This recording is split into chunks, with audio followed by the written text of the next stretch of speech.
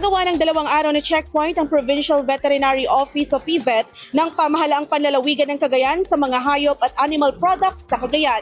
Kabilang dito ang Barangay San Vicente, Tuao at sa mga lugar ng Roma at Divisoria sa Enrile. Ayon kay Dr. Micah Ponce, Veterinarian 4 ng PVET, layo ng operasyon na mabantayan at matiyak ang kaligtasan ng mga hayop na pumapasok at lumalabas ng lalawigan, kabilang ang baboy, manok, kambing, kalabaw, iba pang livestock, pati na rin ang karne at frozen products. Pinangunahan ni Dr. Wilfredo S. Iquin Jr., Supervising Agriculturist ng PVET, ang masinsinang pagbusisi sa mga kinakailangang dokumento tulad ng Veterinary Health Certificate, Shipping Permit, Blood Test Results at mga sertipikong nagpapatunay na walang African Swine Fever o ASF para sa mga baboy at avian influenza para sa mga poultry. Tiniyak rin na ang mga produkto ay hindi nagmula sa mga lugar na apektado ng mga sakit sa hayop. Dagdag pa ni Dr. Ponce, may ilang biyahero ng hayop at animal products ang hindi pinayagang makapasok o makalabas ng lalawigan dahil sa kakulangan ng dokumento at pinabalik sa kanilang pinanggalingan. Ang iba naman ay pansamantalang pinahinto hanggang makumpleto ang mga kinakailangang papeles bago payagang makalagpas sa checkpoint. Ayon sa ahensya, magpapatuloy at maaari pang madagdagan ng ganitong mga aktibidad sa mga susunod na araw upang masigurong nasusunod ang mga alituntunin sa pagbiyahe ng mga hayop at animal products papasok at palabas ng lalawigan.